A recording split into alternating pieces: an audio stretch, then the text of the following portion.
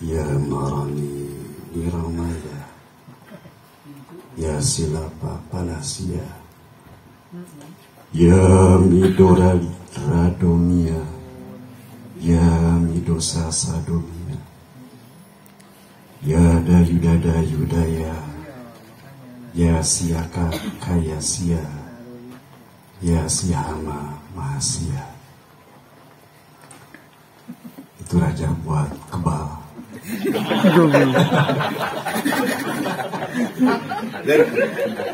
Jadi kalau ada yang ngebegal itu nggak usah ngelawan. Tetapi tidak bisa diulang. Tidak bisa diulang. Sok pilih tonggong, kadek. Hai. Saya hanya akan membacakan beberapa larik dari Fihi Ma Fihi tahun 2003. Saya menerjemahkan Fihi Ma Fihi, diterbitkan oleh Pusaka Hidayah. Tapi yang dapat ilmunya itu Habib Anis. Aing nama ada muda menang duit nama ya guys. Tahun 2015 atau 16 itu nerjemahin lagi Fihi Ma Fihi 2 kali dia. Iya. Yang pertama dari bahasa Inggris, yang kedua dari bahasa Arab. Jadi seharusnya saya tuh udah hatam. Tapi tidak hatam duitnya baik, baru disebut duit lagi. Saya bacain aja. Ini tentang wajah, karena temanya wajah. Geser ke kanan. Nah, siap. Kelaben, lawak merinding.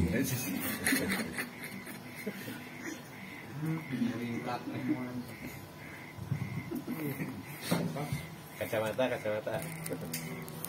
Setiap orang miliki kiblatnya sendiri. Kekasih sejati berkiblat pada sang kekasih. Sebab kemana saja wajahnya menghadap, ia melihat wajah kekasih. Ka'bah bagi Jibril dan jiwa-jiwa langit adalah bunga. Kiblat Sirakus adalah meja syarat dengan makanan. Kiblat sang mistik adalah cahaya penyatuan bersama Tuhan. Kiblat para filsuf adalah fantasi. Kiblat para asketik adalah kemurahan Tuhan. Kiblat para penjilat adalah bongkahan emas. Kiblat para sufi adalah kesabaran dan lelap dalam derita. Kiblat para ahli ibadah adalah batu.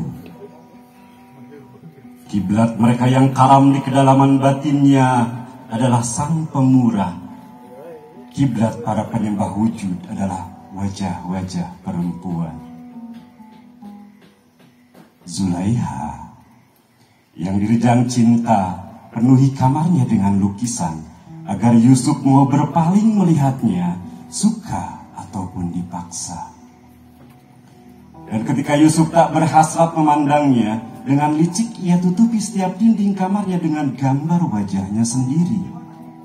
Maka setiap kali sang muda tampan memandang, ia hanya melihat wajah Zulaiha tanpa kuasa untuk memilih lainnya.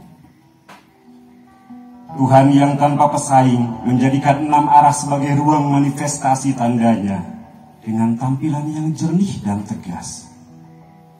Maka binatang dan tumbuhan apapun yang tampak, mereka akan tampilkan keindahan ilahi. Karena itulah Dia sang kuasa berkata kepada para pejalan, kemana saja kau memandang, di sana wajah Tuhan. Jika kau dahaga dan menyesap air dari cangkir, kau rasakan Tuhan ada di sana. Sedangkan ia yang bukan pecinta Tuhan hanya akan melihat wajahnya sendiri pada riak wajah air. Wahai kau pemuja pemandangan. Tetapi sejak gambaran sang pecinta lenyap pada sang kekasih, siapa yang kini ia rasakan lesap pada air? Jawablah. Melalui tindakan sang pencemburu, para mistik menahan keindahan Tuhan pada wajah-wajah tumbuhan laksana purnama terpantul di wajah telaga. Kecemburuannya tertuju pada pecinta dan pemujanya. Kecemburuannya tidak tertuju pada iblis dan kekuatan jahat. Tetapi jika kejahatan menjadi pecinta Tuhan, ia balikan telapak tangan. Ia berubah menjadi Jibril, dan sifat jahatnya lenyap begitu saja. Makna ungkapan baginda setan telah menjadi muslim menjadi nyata karena kemurahan Tuhan. Yazid menjadi Bayazid. Terima kasih. Acara ini disponsori oleh Alfa Smart dan Indomaher.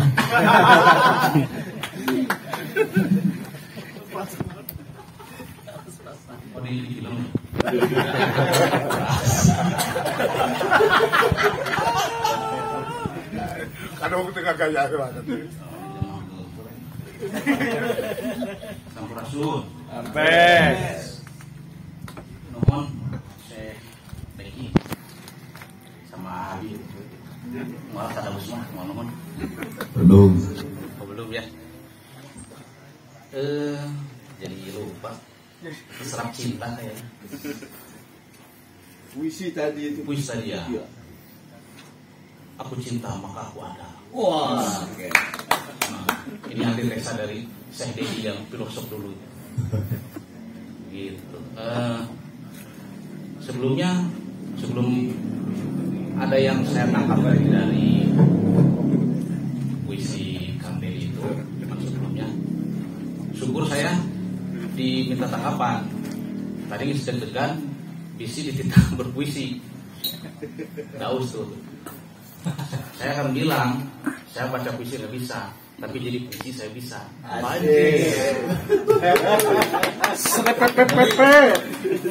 Maka wahai kalian, bacalah aku. Ada. Oh ya, aing gitu. Edit. Aku adalah anak gembala.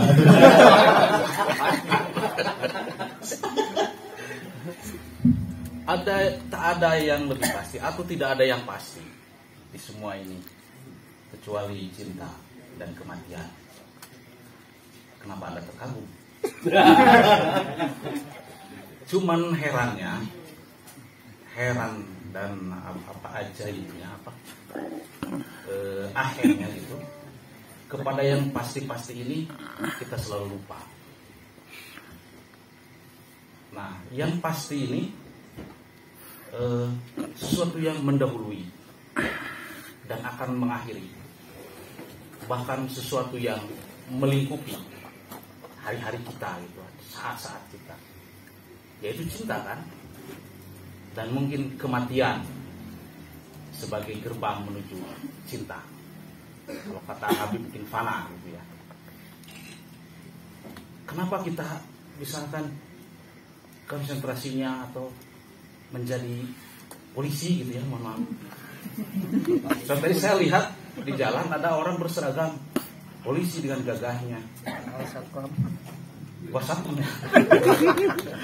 Ini soal di kantor eta, Satpam Indomaher. orang masih manusia kok berseragam ini 24 jam itu berseragamnya. Mohon punten dieditnya lo polisinya.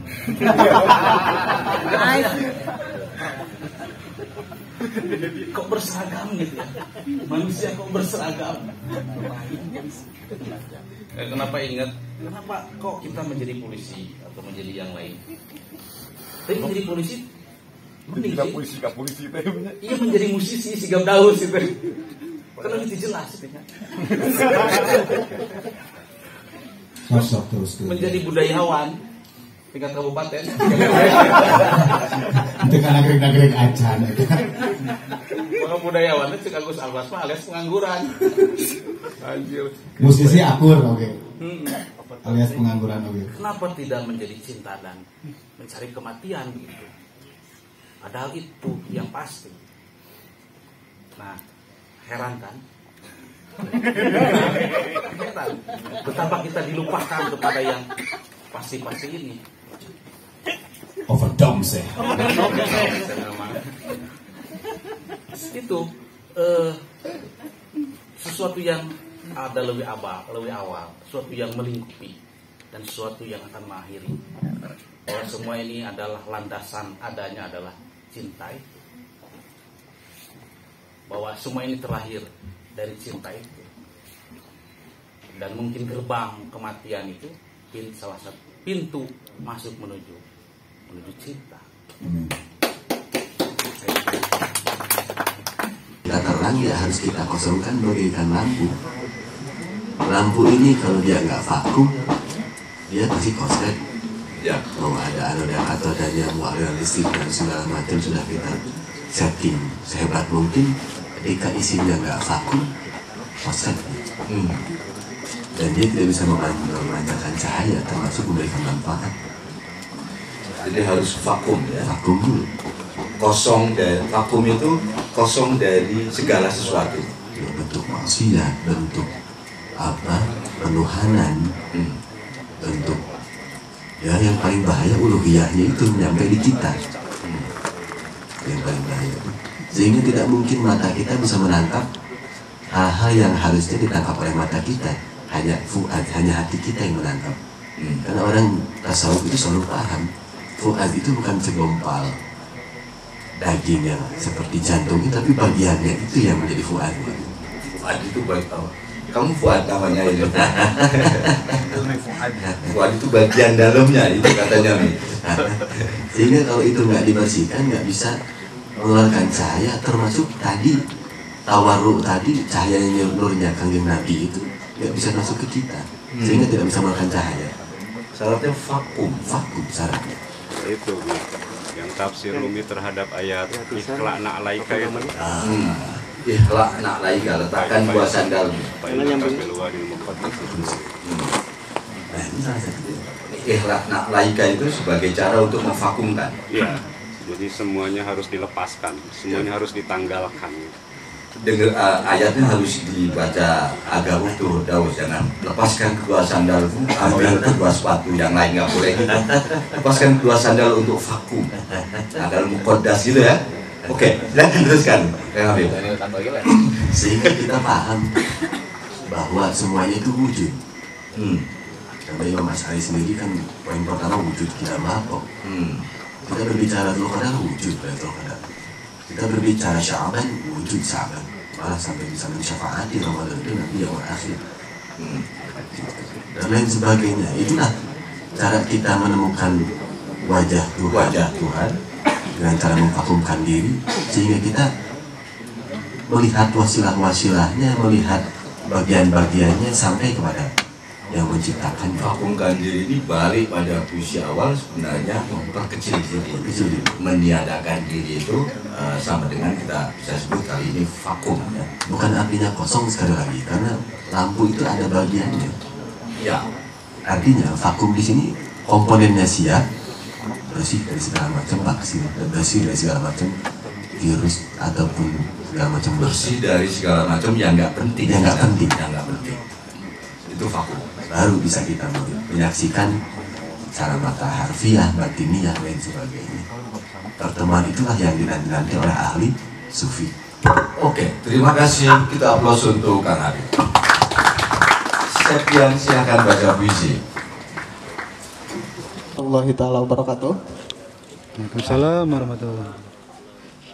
Senang sekali rasanya bisa berdiri di sini. Sesungguhnya saya merasa gugup karena memang ini penampilan pertama saya gitu. Tapi karena memang sudah berdiri di sini, maka akan saya mulai. Daya tarik cinta. Cinta dan hayalan menciptakan ribuan bentuk indah seperti Yusuf. Sesungguhnya mereka adalah ahli sihir yang lebih mahir daripada Harut dan Marut. Di depan matamu mereka menghidupkan bayang-bayang sang kekasih. Engkau terpesona dan mengungkapkan seluruh rahasiamu kepadanya. Bagai seorang ibu di depan kuburan anaknya yang baru meninggal dunia, berbicara kepadanya benar-benar dan sungguh-sungguh. Karena dilanda duka cita, ia membayangkan tanahnya menjadi hidup. Dan di dalam hatinya percaya sang anak mendengarkannya. Lihatlah, daya tarik itu disebabkan oleh cinta. Dengan mesra dan penuh air mata berulang kali dengan bijak ia letakkan bibirnya di atas tanah segar makam anaknya. Sebegitu rupa, seakan selama hidup sang anak tersayang tidak pernah ia menciumnya. Namun cinta kepada yang mati takkan bertahan lama. Ketika hari-hari berkabungnya telah berlalu, kobaran duka citanya pun lenyap. Cinta membawa pergi pesonanya, apinya pun hilang, hanya tinggal abunya. Terima kasih. Mati tidak akan bertahan lama. Gitu katanya tuh Maher. Alfas ngomong dong. Ayo. Lepas Maret. Silakan. Sebagai pemain. Aduh, ngomong nang. Bebas ya Pak. Ini aja Pak, cinta supir sekedar mampir gitu. Oh beda sama cintanya. Abi mau ada barang galutnya. Istilah puncak kasih teh kawan bisa jadi oke puncak cinta adalah kebencian. Ulang lempang tadi ditaruh bom tadi. Ulang ningali wajah-wajah ketika nunggu THR datang. Ningali wajah-wajah anu minyak kelapa naik. Disitulah muncul kebencian. Lebaran Pak, lebaran itu. Terlihat akhirnya hidup di negara anu penuh tugas bumi, harga listrik mahal. Lebaran tanpa cinta ini judulnya. Siap Idul Fitri, siap lebaran. Ayo perasaan terbuka dengan lebaran, puasa daun. Terbuka ke lebaran. Puncak kasihan kawami. Puncak kanya ka amak hate ningali nu ngantri minyak kelapa, amak hate ningali ka petani hese neangan pupuk ningali bojo amak ningali bojo dan sebenarnya pun bojo teh kolektor hese nu sebenarnya pun bojo kabayang saking cinta kabojo sasalung sasimut sampai Indonesia dan saragama cerita Tuhan tapi mengikat angkong lucu hati Mas. Wajah minyak kelapa. Ya gitu maksudnya. Dan semua orang punya pandangan cintanya.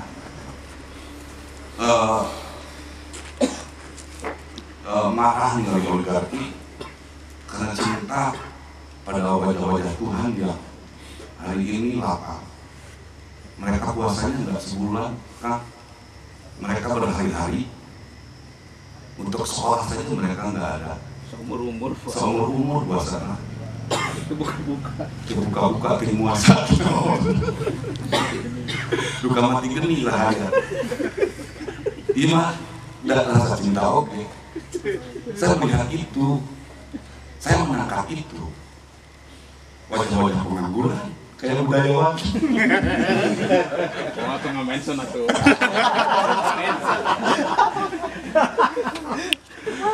Saya menangkap dengan penuh cinta dan kalimat-kalimat ini menjadi baik-baik yang harus menjadi langkah-langkah cinta. Cinta-cinta yang revolusioner. Menurut saya mau ngerasa era bahwa ini mereka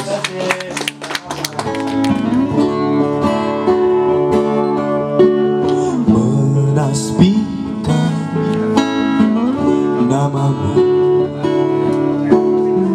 seperti api yang membakar air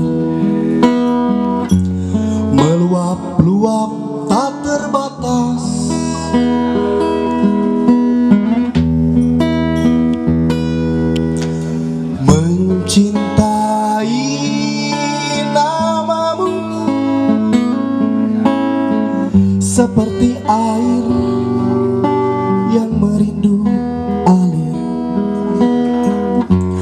Mula-mula masuk tanah dihisap akar, lalu diserap pembuluh dan urat-urat.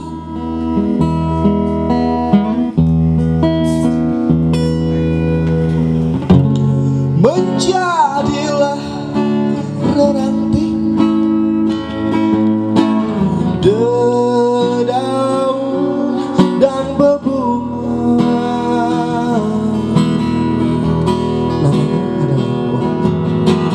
Namamu adalah waktu yang menopang berbatang dari embus angin, bukan tak bersandar.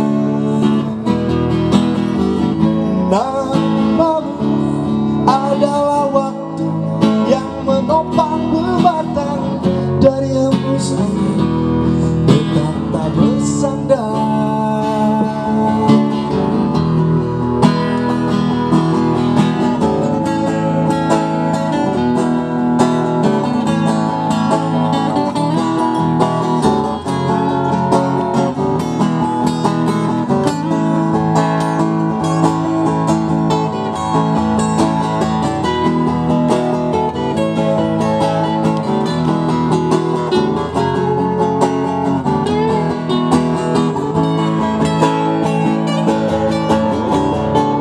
Menjadilah ranting,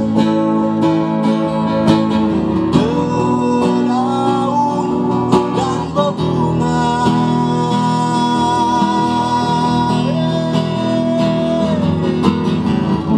Namamu adalah waktu yang menopang berbatang dari hembus angin, hingga tak bersandar.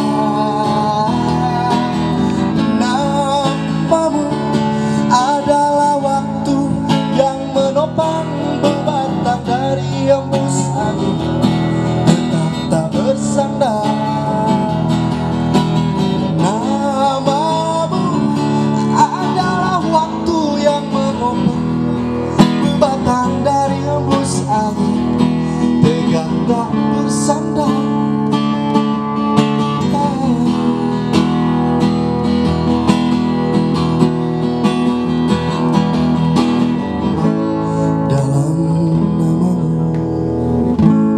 Kulihat namaku hilang.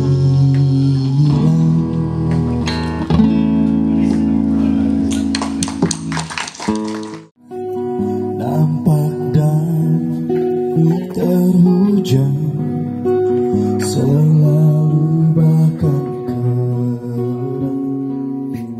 Coba bayangkan sejenak,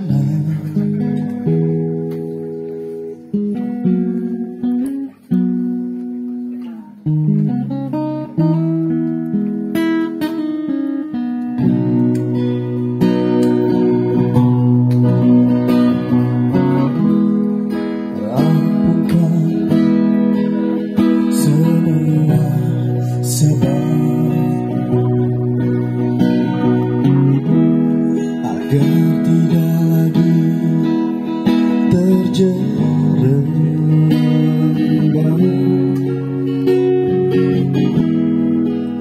Singkirkan tirai kebodohan, singkirkan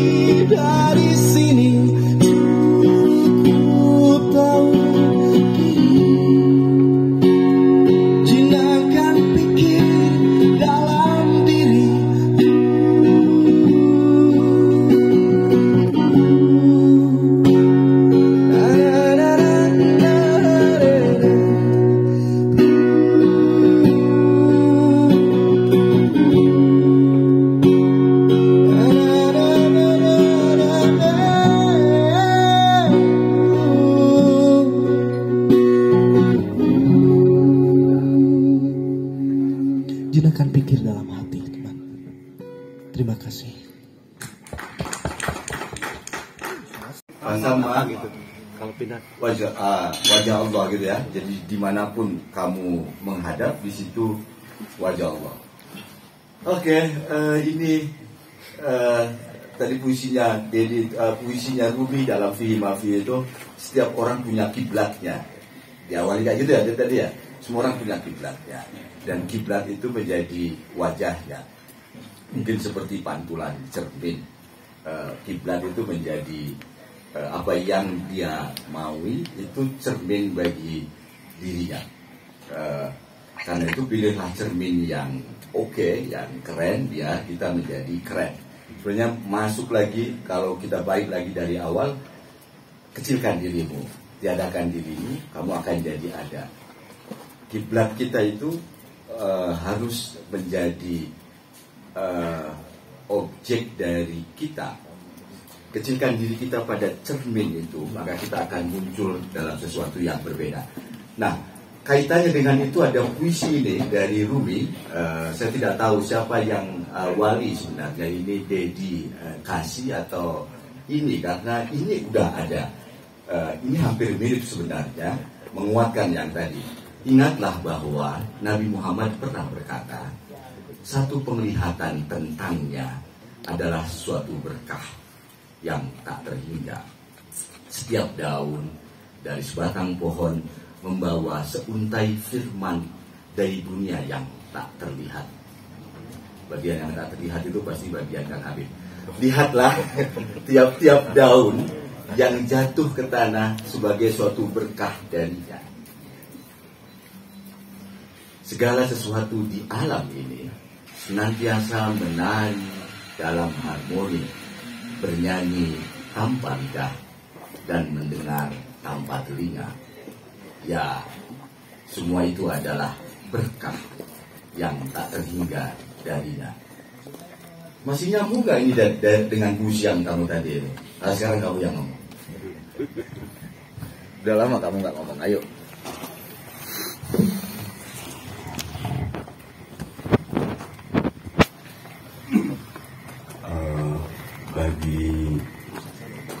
Bagi seorang sufi, bagi seorang mistik, juga bagi seorang filsuf, nggak ada yang nggak nyambung. Semuanya nyambung aja. Paksakin lah.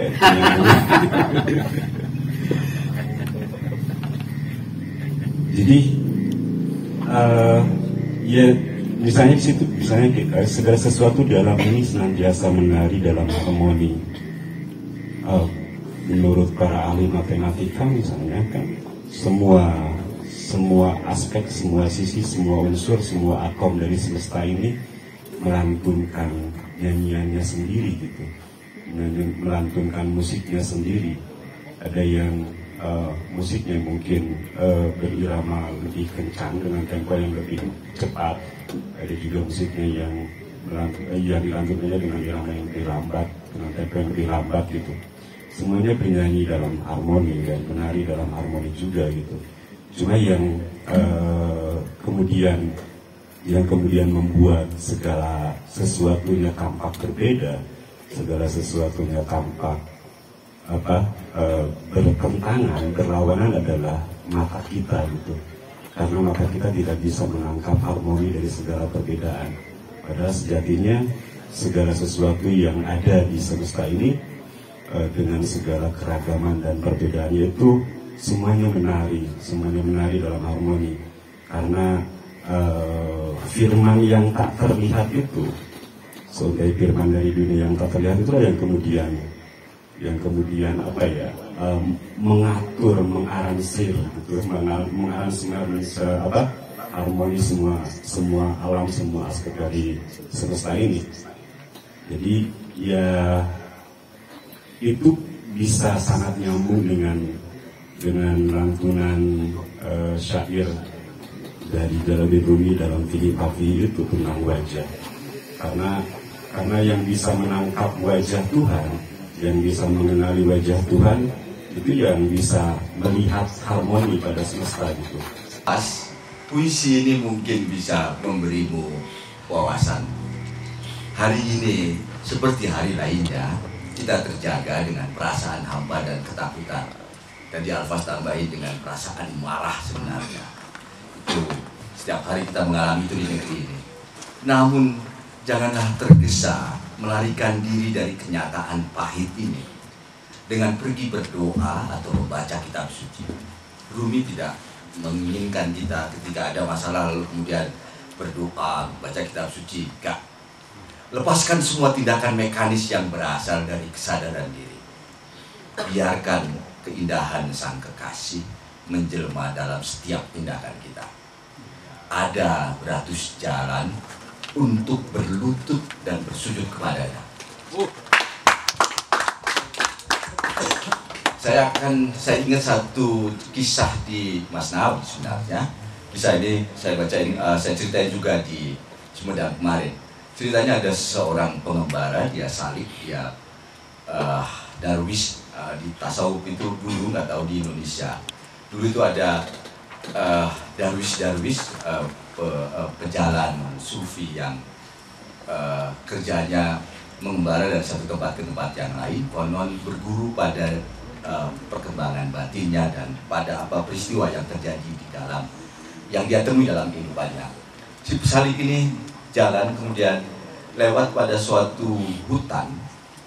Di hutan itu ada pojokan yang sepi, jadi di ujung hutan yang lebat itu ada pinggir daerah yang agak ramai, tapi itu daerah yang tidak dikunjungi oleh siapapun.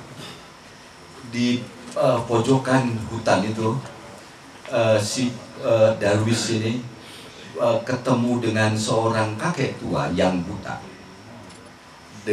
dituntun oleh seorang anak balita. Kakek itu membawa mangkok untuk mengemis.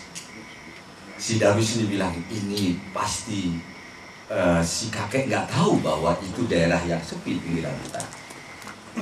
Yang dia tahu, dia mengemis, dia menengadahkan mangkuknya. Sementara si balita juga tidak tahu maksud, mungkin diperintahkan oleh si kakeknya, ayo nak kita jalan, ketemu jalan, kita duduk di situ, kakek akan menengadahkan mangkok dan mudah-mudahan orang akan memberinya. Si darwis itu bilang, ini pekerjaan sia-sia. Lalu dia berdoa pada Tuhan, ya Tuhan, kenapa kamu biarkan yang kayak gini nih terjadi? Kenapa kamu biarkan sesuatu yang sia-sia ini terjadi? Persis seperti Alfas atau kita semua mungkin, kenapa sih Indonesia yang kayak gini ini dibiarin terjadi? Kenapa wajah-wajah kayak gitu dibiarkan terjadi? Dalam kisah di Masnawi itu kemudian Tuhan langsung menjawab, bukankah aku sudah ciptakan kamu? Bukankah aku sudah mengirim kamu ke sana? Ketika kita bersyahadat asyhadu an la ilaha illallah, tiada, aku bersaksi bahwa tidak Tuhan selain Allah. Saya artikan, dan juga Muhammad Rasul Allah, saya artikan, saya pahami bahwa tiada kekuatan, la haula wala quwata illa billah, tiada kekuatan dari Allah. Sebagai antitesis dari penyembahan orang Quraisy,